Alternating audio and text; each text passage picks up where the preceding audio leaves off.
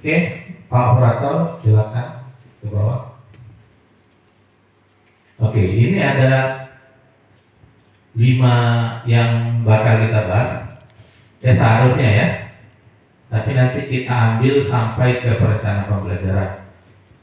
Ya, ada 5. Yang pertama prinsip pembelajaran dan asesmen. Yang kedua perencanaan. Nah, ini dari intinya kita. Tidak bisa kita menjalankan pembelajaran tanpa perencanaan dulu ya. Administrasi bagi guru-guru dulu ya. Nah, untuk pelaksanaan pembelajaran terdiferensiasi dan asesmen, nah nanti kita cari waktu yang pas ya Pak Ibu. Dan pengelolaan pelaporan hasil asesmen, refleksi dan tindak lanjut pembelajaran dan asesmen. Jadi kita sampai yang nomor 2, perencanaan pembelajaran dan asesmen. Nah, jadi untuk hari ini, insya Allah kita banyakkan ke bekerja, karena kita bentuknya workshop kan. Ya, kita banyak bekerja, jadi kita menghasilkan produk. Hari ini kita menghasilkan produk. Jadi Bapak Ibu setidaknya punya gambaran tentang tujuan pembelajaran, dapat membuat KTP dan asesmen apa yang bakal digunakan. Ya, itu harus interaktif. Ya. Yang kedua inspiratif, menyenangkan, menantang, memotivasi peserta didik dan memberikan ruang yang cukup bagi prakarsa, kreativitas, kemandirian sesuai dengan bakat dan minat. Apa itu interaktif? Oke, silakan dilanjut, Pak. Ke bawah.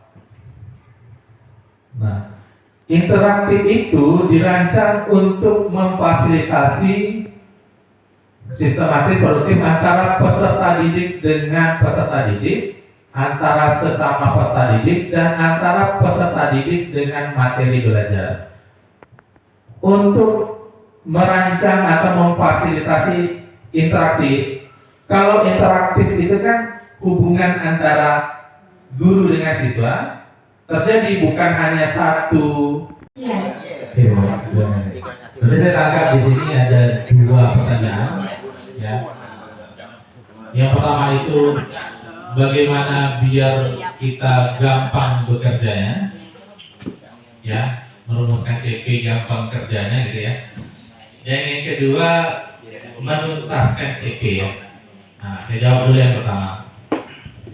Cara gampang agar dapat ATP nanti saya tunjukkan, tapi kita kerjakan dulu yang ada. Tujuan saya apa? Bapak Ibu tahu dulu bagaimana merumuskan TP, baru tahu cara gampangnya seperti apa. Tujuan saya itu. Ya, jadi Bapak Ibu tahu dulu, ini lo dapatnya dari mana, lo ini dapatnya dari mana, dapatnya dari mana, biar Bapak Ibu dapat menyesuaikan. Apa yang Bapak Ibu dapat Bapak Ibu sesuaikan. Ya, nanti kita tunjukkan cara gampangnya seperti apa. 5 menit selesai gitu ya. Ya, jangan sampai menyusahkan Bapak Ibu juga gitu. Mencari materi yang memang tak ada. Tapi kalau memang itu yang mau Ibu ajarkan, misalkan, coba Ibu cari hubungan antara keterkaitan pemanfaatan sumber energi alternatif. Itu ada nggak sebelum belajar itu belajar tentang energi? Bismillahirrahmanirrahim. Assalamualaikum warahmatullahi wabarakatuh. Sahabat keluarga Idaman Natuna. Ya, tadi cuplikan acara kedua di workshop kita. Ya, workshop yang saya ikuti itu ada kegiatan tadi materi, ada beberapa sesi juga tadi di materi pertama ini teman-teman. Jadi sekarang lagi istirahat makan siang ya. Jadi simak terus ya sampai video ini selesai ya. Nanti akan ada lagi materi berikutnya. Nah, tim ini bekerja untuk menyusun modul. Nah, setelah modul disusun, tentu ada langkah-langkah aktivitas di P5 itu yang kita ikuti. Sebelum kita lakukan aktivitasnya, kita sosialisasi dulu ke wali murid. Karena wali murid ini harus tahu mengenai proyek ini. Karena secara tidak langsung mereka bisa libatkan. Nah, setelah aktivitas, setelah sosialisasi, nah kita lakukan proyek ini sesuai aktivitasnya, sesuai langkahnya.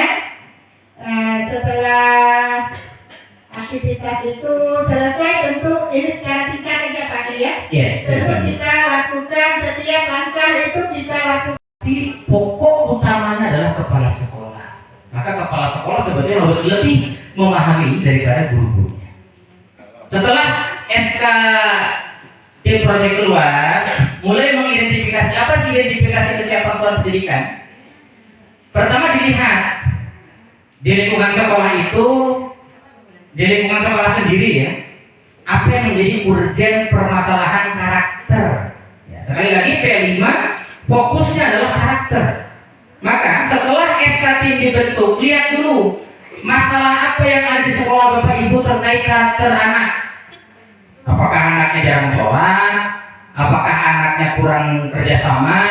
Atau anaknya di sekolah itu tidak toleran, buang sampah sembarangan? Lihat dulu permasalahannya. Dari mana masalah timbul?